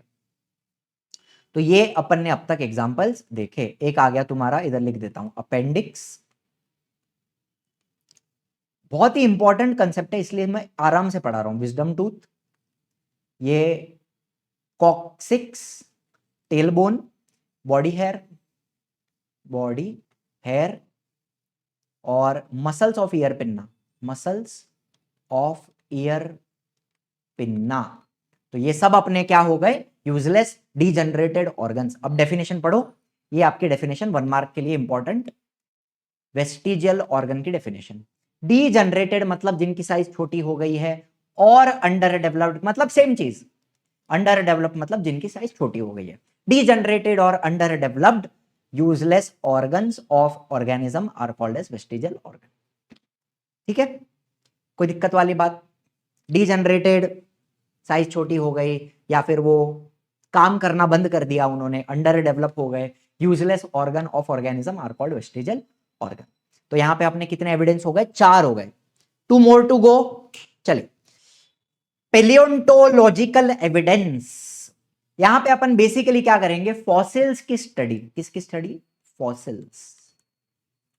फॉसिल क्या होता है बताता हूं, स्पेलिंग अच्छे से याद कर लेना इसकी, पेलियोंटोलॉजिकल एविडेंस। अब देखो, बहुत समय पहले की बात है, large number of organism gate buried. Buried मतलब क्या, दफन हो जाते हैं, धस जाते हैं जमीन के अंदर। क्यों? मान लो वॉल्केनिक इरप्शन हुआ, तो बहुत सारी गैस, राख, ऐश, ऐश समझते हो, ऐश मतलब क्या, राख, राख बराबर लिख रहा हूं मैं, भूल गया हूं मैं, हिंदी मराठी लिखना भूल चुका हूं मैं, समय हो गया है मेरा। एनीवे, राख बाहर आती है, लावा बाहर आता है, तो बहुत सारे एनिमल उसके अंदर दब जाते हैं और दफन हो जाते हैं, बरी हो जाते हैं, बरीड हो जाते हैं। Are you understanding? फिर फ्लड आया, बाढ़ आ गई, तो उसके अंदर भी बहुत सारे एनिमल डूब जाएंगे, उनके ऊपर मिट्टी आ जाएगी, तो दफन हो गए, बरी हो गए।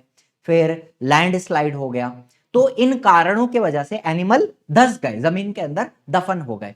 तो हजारों लाखों सालों बाद हमें उनके क्या मिलेंगे, कुछ रिमेनिंग पार्ट, शरीर का कुछ बचा हुआ पार्ट, हड्डी वगैरह मिलेगी, उसी को हम क्या बोलते हैं, फॉसिल बोलते हैं। अब देखो, चलो, तो रेमिनेंट, रेमिनेंट मतलब बॉडी का बचा हुआ पार्ट, जैसे बोन्स, बोन्स वगैरह हो गए।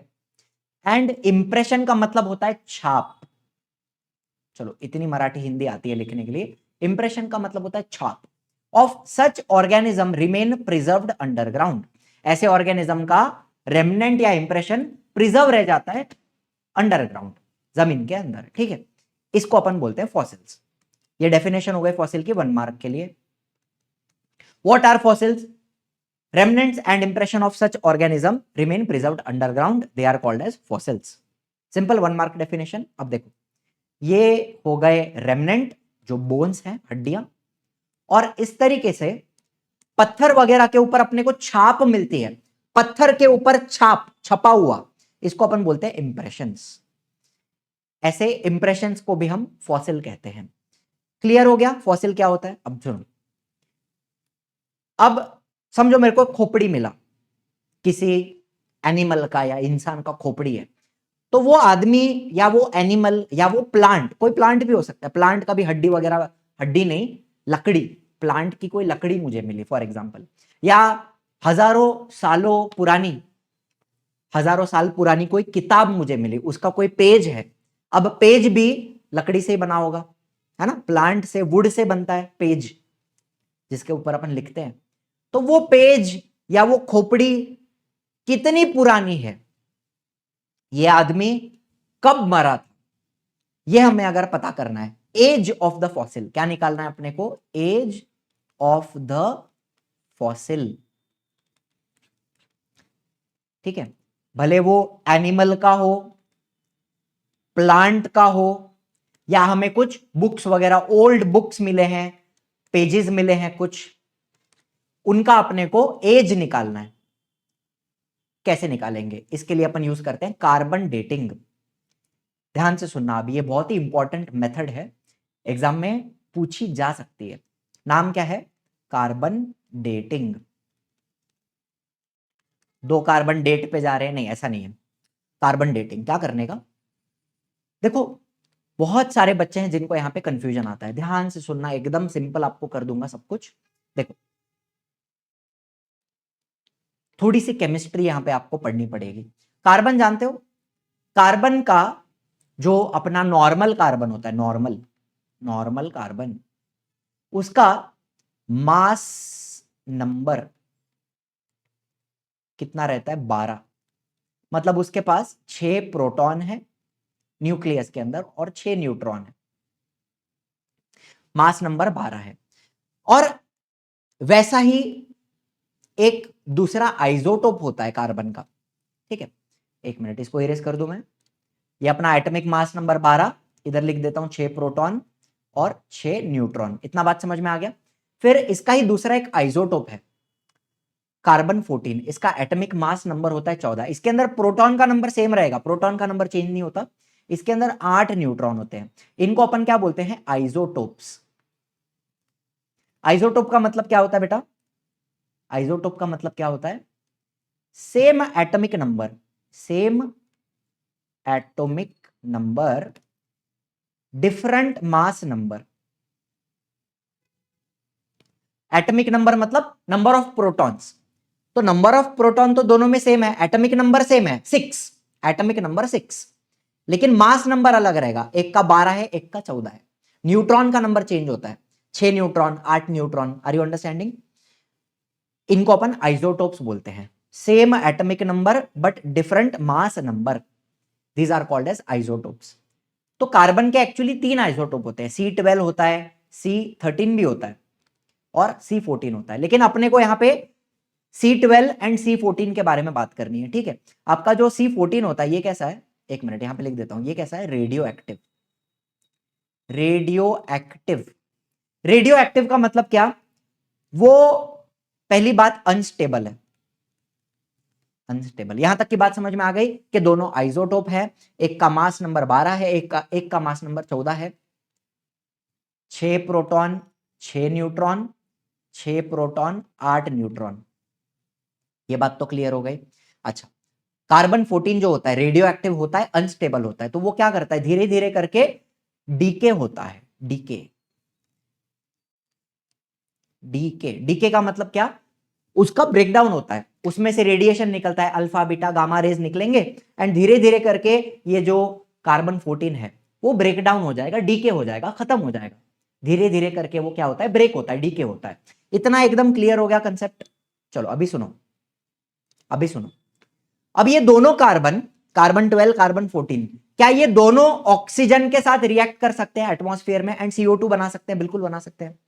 ये भी CO2 है, कार्बन डाइऑक्साइड. और ये भी CO2 है, कार्बन डाइऑक्साइड। फर्क सिर्फ इतना है कि इसमें कार्बन 12 है और इसमें कार्बन 14 है, बराबर है। दोनों CO2 बना सकते हैं। और मुझे बताओ, प्लांट्स अपने क्या करते हैं? फोटोसिंथेसिस करते हैं। फोटोसिंथेसिस के लिए कार्बन डाइऑक्साइड की जरूरत है, तो ये वाला कार्बन डाइऑक्साइड भी प्लांट के अंदर जाएगा और ये वाला भी प्लांट के अंदर जाएगा। Do you understand? तो बेसिकली प्लांट के अंदर दोनों प्रकार के कार्बन प्रेजेंट है, कार्बन 12 भी है और कार्बन 14 भी है। इतना समझ में आया? यस और नो? एकदम सिंपल एक्सप्लेनेशन आपको दे रहा हूं। फोटोसिंथेसिस हुआ, प्लांट के अंदर कार्बन 14 कार्बन 12 दोनों प्रेजेंट है।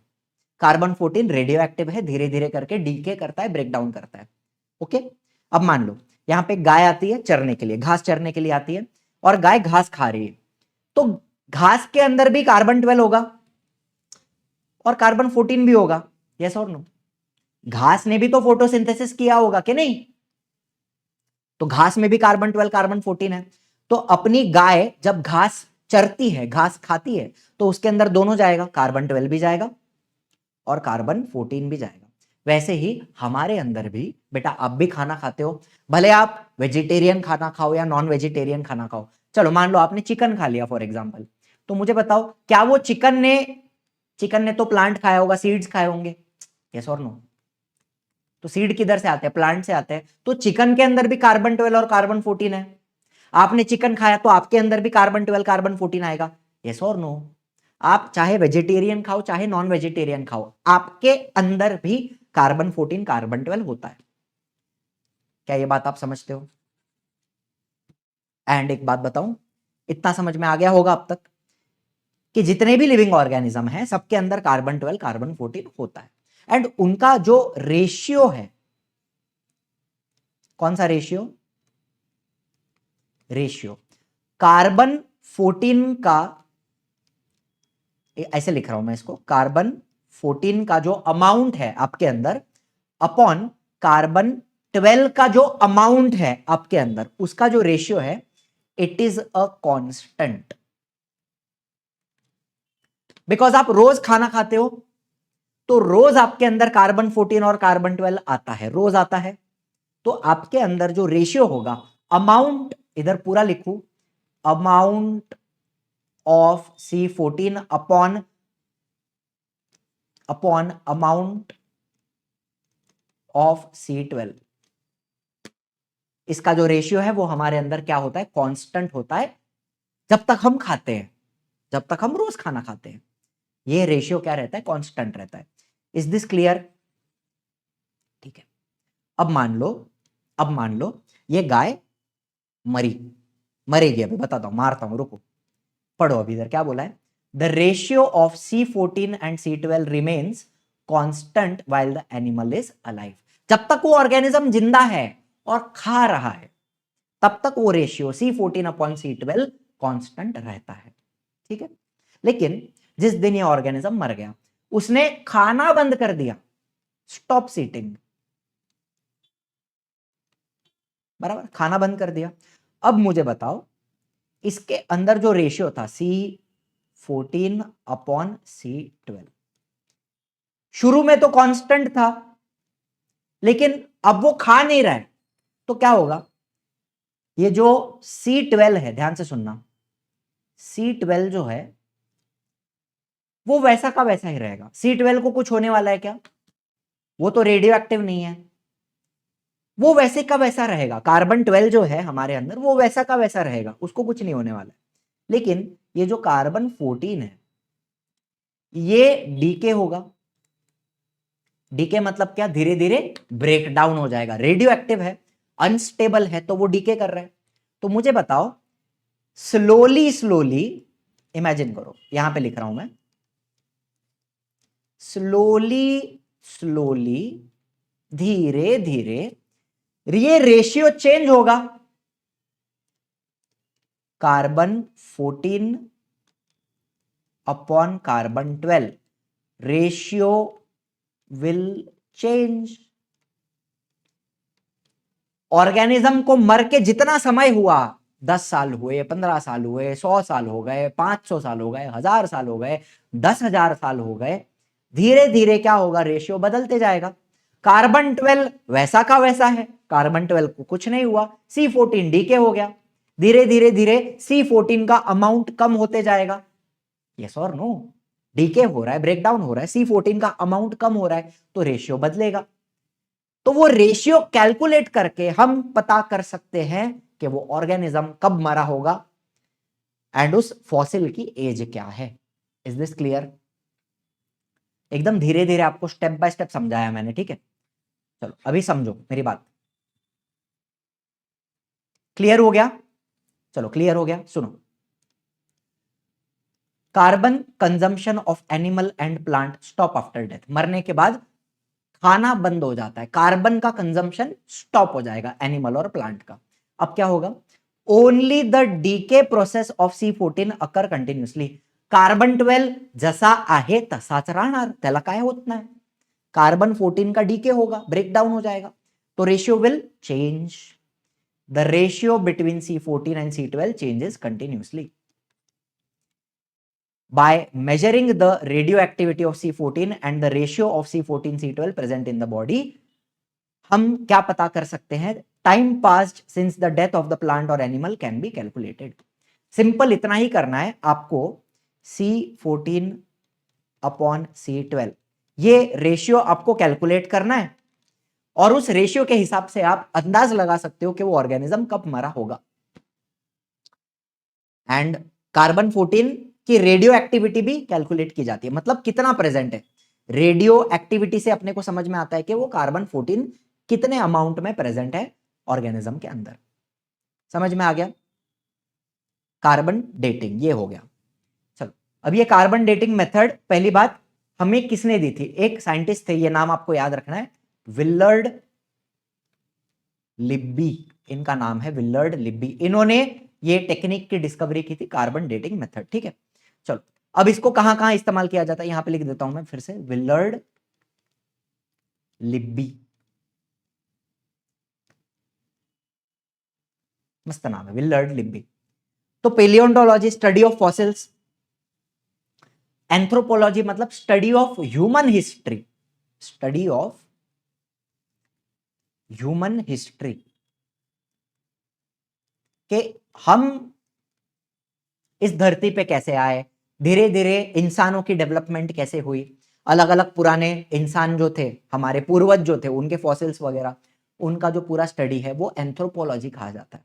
पेलियोंटोलॉजी मतलब क्या? स्टडी ऑफ फॉसिल्स, सारे फॉसिल्स की स्टडी पेलियोंटोलॉजी में आती है, एंड पेलियोंटोलॉजी के अंदर एंथ्रोपोलॉजी आता है, study of human history, human evolution. समझ में आ गया बात? एंथ्रोपोलॉजी। फिर स्टडी ऑफ मैन्यूस्क्रिप्ट, मैन्यूस्क्रिप्ट मतलब हजारों साल पहले कोई किताब लिखी गई होगी या कुछ पेजेस वगैरह होंगे, पन्ने होंगे, तो उनकी जो स्टडी वगैरह आती है वो मैन्यूस्क्रिप्ट्स के स्टडी में आ जाता है, ठीक है? एज ऑफ मैन्यूस्क्रिप्ट हम निकाल सकते हैं कि किताब कितनी पुरानी है, ठीक है? चलो तो ये हो गया आपका एक कार्बन डेटिंग मेथड। अब ये एक डायग्राम आपके टेक्स्ट बुक में दिया हुआ है, इसमें क्या बोला है कि आप खड्डा करते जाओ, चलो आप जमीन में खड्डा करो, खड्डा करो, खड्डा करो, एकदम नीचे नीचे नीचे जाओ, तो सबसे जो डीप लेयर होगा उसमें आपको जो फॉसिल मिलेंगे, सबसे डीप लेयर मतलब क्या? ये वाला लेयर। चलो आपने इधर से खड्डा करना स्टार्ट किया, नीचे नीचे गया, सबसे डीपेस्ट लेयर में जो फॉसिल होंगे वो सबसे पुराने ऑर्गेनिज्म के होंगे, मतलब सबसे जो धरती पे सबसे पहले पहले आए उनके फॉसिल अपने को सबसे डीपेस्ट लेयर में मिलेंगे, ठीक है? ओल्डेस्ट फॉसिल्स, ध्यान से सुनो, oldest fossils are found in the deepest layer. समझ में आया? सो डिपेंडिंग ऑन हमें वो फॉसिल कितने डेप्थ पे मिल रहा है, अपन अंदाज लगा सकते हैं कि वो ऑर्गेनिज्म कब हमारे धरती पे रहा होगा, कौन से एज में रहा होगा। समझ में आ रही मेरी बात? आप खड्डा करते गए, आपको अलग अलग फॉसिल्स मिलेंगे, तो डिपेंडिंग वो फॉसिल आपको कितने डेप्थ पे मिला, कितना अंदर मिला, आप अंदाज लगा सकते हो कि वो ऑर्गेनिज्म कौन से कितने करोड़ों साल पहले रहा होगा, कौन सी सदी में रहा होगा, ये आप एस्टिमेट कर सकते हैं। समझ में आया मेरा कहने का बात?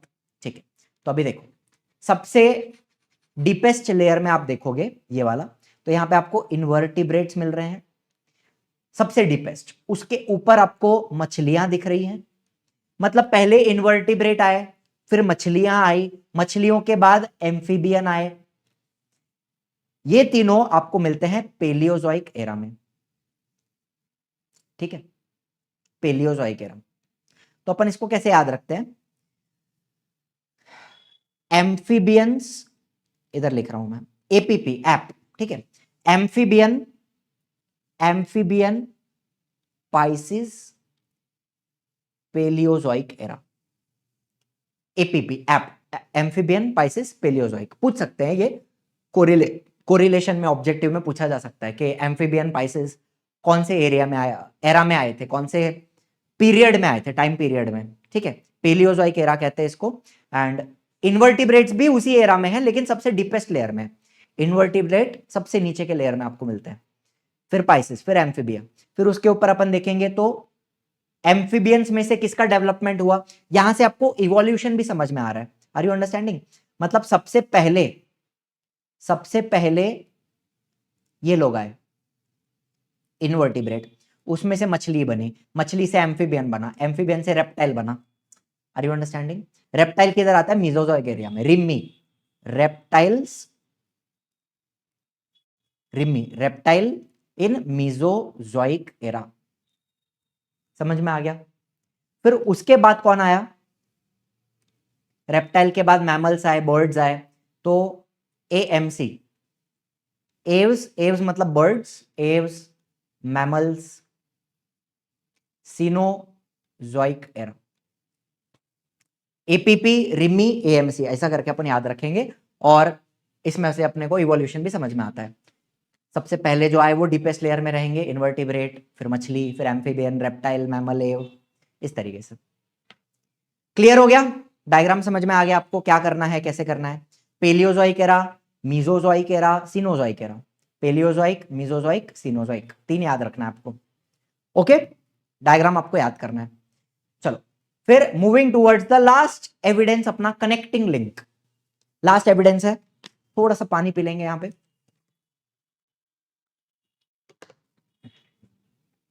चलो सुनो, ये अर्थवर्म देख रहे हो आप, अर्थवर्म, और ये कॉकरोच, कॉकरोच। आप एनिमल क्लासिफिकेशन पढ़ोगे ना आगे, चैप्टर नंबर 6, तो उसमें आपको समझ में आएगा कि अर्थवर्म का एक पूरा ग्रुप होता है, एनिमल्स का एक ग्रुप होता है, उसको एनेलिडा बोलते हैं। Annelida is a group. Annelida क्या है? एक प्रकार का ग्रुप है, ग्रुप ऑफ एनिमल्स, उसके अंदर अर्थवर्म आता है। एंड कॉकरोच और जितने भी कीड़े वगैरह होते हैं, कीड़े मकोड़े, मक्खी, मधुमक्खी, बटरफ्लाई, कीड़े, है ना, इंसेक्ट्स, ये सब किस ग्रुप में आते हैं? आर्थ्रोपोडा। तो आर्थ्रोपोडा भी क्या है? एक ग्रुप है, उसके अंदर कॉकरोच, कीड़े, इंसेक्ट, मकड़ी, ये सब लोग आते हैं। Are you understanding? अब सुनो, एनेलिडा भी एक ग्रुप है, ग्रुप ऑफ एनिमल्स। आर्थ्रोपोडा भी क्या है? एक ग्रुप ऑफ एनिमल्स है। तो हम ऐसा मानते हैं, साइंटिस्ट ऐसा मानते हैं कि एनेलिडा से आर्थ्रोपोडा का डेवलपमेंट हुआ। मतलब धरती पे पहले कौन आए? एनेलिडा के ऑर्गेनिजम्स हैं, और उनमें से धीरे धीरे डेवलपमेंट होते होते आर्थ्रोपोडा बने होंगे। इस तरीके से इवोल्यूशन हुआ, एनेलिडा से आर्थ्रोपोडा बना। ठीक है, लेकिन मुझे एक बात बताओ, इनके बीच में भी ऐसा कोई ऑर्गेनिज्म हो सकता है, दोनों के बीच में, जिसके पास दोनों के कैरेक्टर्स मिक्स रहेंगे? एनेलिडा का भी कैरेक्टर रहेगा और आर्थ्रोपोडा का भी कैरेक्टर रहेगा, है ना? दोनों के बीच में कुछ तो रहेगा ना, डायरेक्ट थोड़ी बना, एनेलिडा से आर्थ्रोपोडा सट करके थोड़ी बन गया, डायरेक्ट नहीं बनता है, बीच में कुछ रहेगा, एक ऐसा ऑर्गेनिज्म जो दोनों का मिक्स है, उसको अपन बोलते हैं कनेक्टिंग लिंक। समझ में आया मेरा बात?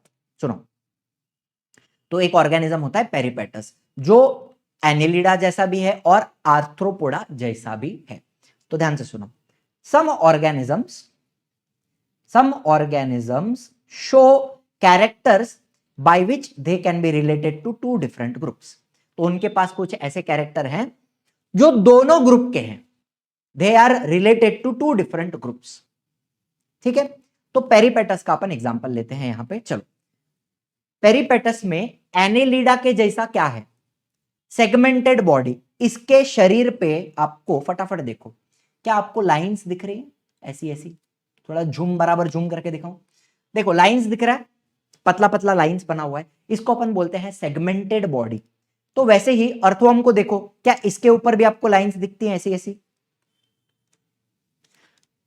एनेलिडा में भी सेगमेंटेड बॉडी होती है, पेरिपेटस में भी होती है। फिर पॉइंट नंबर 1 समझ में आ गया। थिन क्यूटिकल मतलब क्या, एक पतला लेयर होता है इनके शरीर पे, एक स्किन के ऊपर एक पतला लेयर होता है जो इनको रेस्पिरेशन में हेल्प करता है, ब्रीथिंग करने में हेल्प करता है। ठीक है, क्यूटिकल नाम का एक लेयर होता है, पतला लेयर होता है जो उनको रेस्पिरेशन में हेल्प करता है।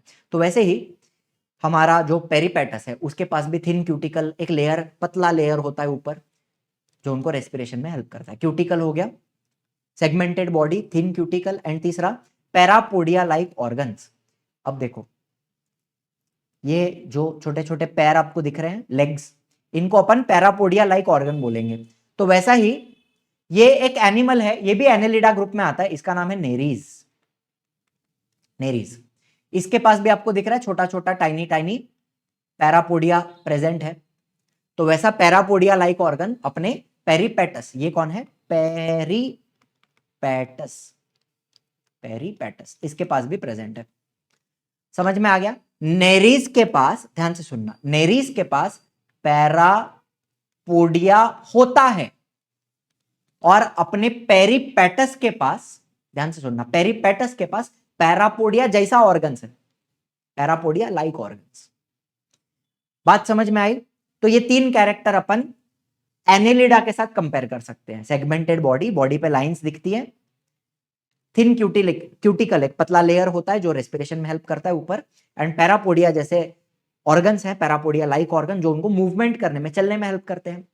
क्लियर हो गया? अच्छा, फिर अभी ये अपना पेरिपेटस है, पेरिपेटस, इसको मैं आर्थ्रोपोडा के साथ कंपेयर करूं तो मुझे क्या दिखने वाला है, ट्रेकियल रेस्पिरेशन। अब कॉकरोच की बात करें तो उसके शरीर में ऐसी पतली पतली ट्यूब्स होती हैं, इनको हम बोलते हैं ट्रेकिया। यहां से हवा अंदर जाती है, वापस हवा अंदर भी जाती है। एक मिनट, रुको रुको रुको रुको रुको, ये जो छोटी छोटी ट्यूब्स दिख रही हैं, हवा अंदर भी जाती है, हवा बाहर भी आती है। वहीं से श्वास अपन कैसे लेते हैं, वैसे ही ये लोग भी हवा अंदर लेते हैं, बाहर छोड़ते हैं, अंदर लेते हैं, बाहर छोड़ते हैं। तो ट्रेकियल रेस्पिरेशन, तो वैसा ही अपने को पेरिपेटस के अंदर भी देखने मिलता है, क्यूटिकल भी है और ये ट्रेकियल रेस्पिरेशन भी है, दोनों प्रेजेंट है। Are you understanding? Tracheal respiration. दूसरी बात, open circulatory system. Open circulatory system मतलब क्या? अच्छा, मैं इंसान की बात करूं, ह्यूमंस, तो अपने अंदर की सिस्टम कैसी है, क्लोज्ड सर्कुलेटरी सिस्टम है। क्लोज्ड मतलब अपना जो खून है वो हमेशा पाइपलाइन के अंदर होता है, आर्टरीज है, वेन्स है, अपना जो खून है हमेशा आर्टरी और वेन के अंदर होता है, पाइप्स के अंदर होता है, डायरेक्टली किसी ऑर्गन के कांटेक्ट में नहीं आता। Are you understanding? अपने पास क्या है, क्लोज्ड सर्कुलेटरी सिस्टम। खून हमेशा आर्टरीज और वेन्स के अंदर है, पाइप्स के अंदर है, डायरेक्टली ऑर्गन के कांटेक्ट में नहीं आता। लेकिन कॉकरोच के अंदर क्या होता है, ओपन सर्कुलेटरी सिस्टम। मतलब क्या, देखो बाकी सारा बहुत कुछ यहां पे लिखा हुआ है, उसके ऊपर आप फोकस मत करो। आपको पता है कॉकरोच का जो हार्ट होता है ना, वो ऐसा लंबा हार्ट होता है, दिख रहा है पूरा, ये कॉकरोच का हार्ट है, लंबा लंबा हार्ट। ठीक है, अब क्या हो रहा है आपको दिख रहा है, यहां से ध्यान से सुनना, यहां से खून अंदर जा रहा है, हार्ट के अंदर जा रहा है, छोटा छोटा छेद आपको दिख रहा है, वहां से खून हार्ट के अंदर जाता है, फिर वो खून आगे आगे आगे आगे ट्रैवल करता है और यहां से बाहर आ जाता है। हार्ट से बाहर आने के बाद यहां पे देखो, खून हार्ट से बाहर आया, बाद में वो ऑर्गन्स के डायरेक्ट कांटेक्ट में आता है।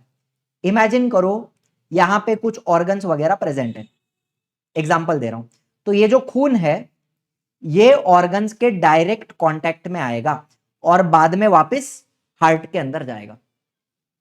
इसको अपन बोलते हैं ओपन सर्कुलेशन। समझ में आया? खून हार्ट में जाता है, पंप होता है, हार्ट से बाहर आता है, डायरेक्टली ऑर्गन के कांटेक्ट में आएगा, वापस फिर हार्ट में जाएगा, सर्कुलेट होते रहेगा, इसको बोलते हैं ओपन सर्कुलेशन। तो वैसा ही ओपन सर्कुलेशन हमें पेरिपेटस के अंदर भी देखने मिलता है। तो ये दोनों बातें याद रखनी, tracheal respiration, open circulatory system. Done. चलो, so because of these reasons अपना जो पेरिपेटस है it is connected to both of this groups, Annelida and Arthropoda. लिखना है तो एक बार लिख देंगे, सेगमेंटेड बॉडी, शॉर्ट में लिखूंगा, याद रखना है आपको, लर्न करना है, सेगमेंटेड बॉडी, फिर थिन क्यूटिकल, तीसरा पैरापोडिया लाइक ऑर्गन्स। ठीक है, और यहां पे क्या लिख लोगे, ट्रेकियल रेस्पिरेशन लिख लोगे ना, and open circulatory system, open circulatory system. तो ये दो, इतना 4-5 पॉइंट आपको याद रखना है बस। ठीक है, so Peripatus is a connecting link, so Peripatus is a connecting link between Annelida and Arthropoda. याद हुआ, लर्न हो गया। चलो दूसरा एग्जांपल लेते हैं, बहुत ही सिंपल, ऑलमोस्ट अपना हो गया सब कुछ यहां पे खत्म। सांप किस में आता है, रेप्टाइल्स, रेप्टाइल्स अंडे देता है, सांप अंडे देता है, रेप्टाइल्स में आता है। और मैमल की बात करें, फॉर एग्जांपल एक मैमल है, जैसे बकरी है, तो वो दूध देती है, मैमल दूध देते हैं, अपने बच्चों को दूध पिलाते हैं, और उनके शरीर पे बॉडी हेयर होते हैं। ठीक है, बॉडी हेयर होते हैं, दूध पिलाते हैं बच्चों को। तो रेप्टाइल और मैमल, इनके बीच में एक कनेक्टिंग लिंक आता है, duck billed platypus, Phineas and Ferb आपने देखा है, तो उसमें होता है ना प्लेटिपस पेरी, वही ऑर्गेनिज्म है, वही एनिमल है, डक बिल्ड प्लेटिपस बोलते हैं इसको। डक बिल्ड प्लेटिपस क्यों बोलते हैं, बिकॉज इसका आगे का आप देखो तो डक जैसा होता है, ऐसा लंबा। ठीक है, डक बिल्ड प्लेटिपस। इसकी जो चोंच होती है, बिल मतलब चोंच, बिल मतलब बीक, डक के पास कैसा चोंच होता है, आगे चपटा होता है ना, तो इसको अपन डक बिल्ड प्लेटिपस बोलते हैं। अब ये क्या करता है, ये रेप्टाइल और मैमल दोनों के बीच का कनेक्शन है। ये अंडे देता है, लेज एग्स लाइक रेप्टाइल, और मैमल की तरह has presence of memory gland, memory gland मतलब जहां से मिल्क प्रोडक्शन होता है, तो ये अपने बच्चों को दूध भी पिला सकता है, एंड बॉडी पे हेयर होते हैं मैमल की तरह। सो it is your duck billed platypus, अंडे देता है रेप्टाइल की तरह, मेमोरी ग्लैंड होते हैं, और बॉडी हेयर, शरीर पे बाल होते हैं मैमल की तरह। एंड लास्ट अपना एग्जांपल है lung fish. Lung fish performs respiration with lungs irrespective of being a fish. अब ये जो लंग फिश है ना, इसके पास गिल्स भी होते हैं, आपने पढ़ा होगा ना बचपन में, मछली के पास गिल्स होते हैं रेस्पिरेशन के लिए, गिल्स भी होते हैं, प्लस इनके पास लंग्स भी होते हैं। तो अगर पानी में ऑक्सीजन कम हो गया फॉर वॉट एवर रीजन, अगर पानी के अंदर का जो डिजोल्व्ड ऑक्सीजन है वो कम हो गया, तो ये लोग ऐसे पानी के बाहर अपना मुंडी करते हैं और हवा ले सकते हैं, लंग्स से भी रेस्पिरेशन कर सकते हैं, इनको अपन लंग फिश बोलते हैं। ठीक है, so it is a connection, lung fish is a connection between what, Pisces, Pisces मतलब मछलियां, और एम्फिबियंस।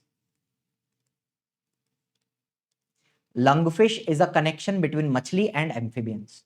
तो अपन ने 3 एग्जांपल देखे, एक हो गया आपका पेरिपेटस एनेलिडा आर्थ्रोपोडा का कनेक्शन, फिर एक हो गया डक बिल्ड प्लेटिपस रेप्टाइल और मैमल का कनेक्शन, और ये लंगफिश हो गई पाइसेस, और पाइसेस मतलब मछलियां, पाइसेस ये जो है it is a group of fishes, fishes का जो ग्रुप होता है फिशेस। और एम्फिबियन मतलब जैसे बेडूक वगैरह है, फ्रॉग है, सैलेमेंडर है, जो पानी और जमीन में दोनों में ब्रीथ कर सकते हैं।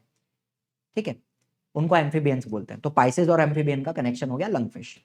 चलो, तो अभी अपने को इतना लर्न करना है, इसका आप लोग चलो स्क्रीनशॉट ले लो एक बार। Morphological anatomical evidence vestigial organ ले लिया screenshot, paleontological evidence connecting link, इतना अपने को आना चाहिए। ठीक है, ले लिया स्क्रीनशॉट।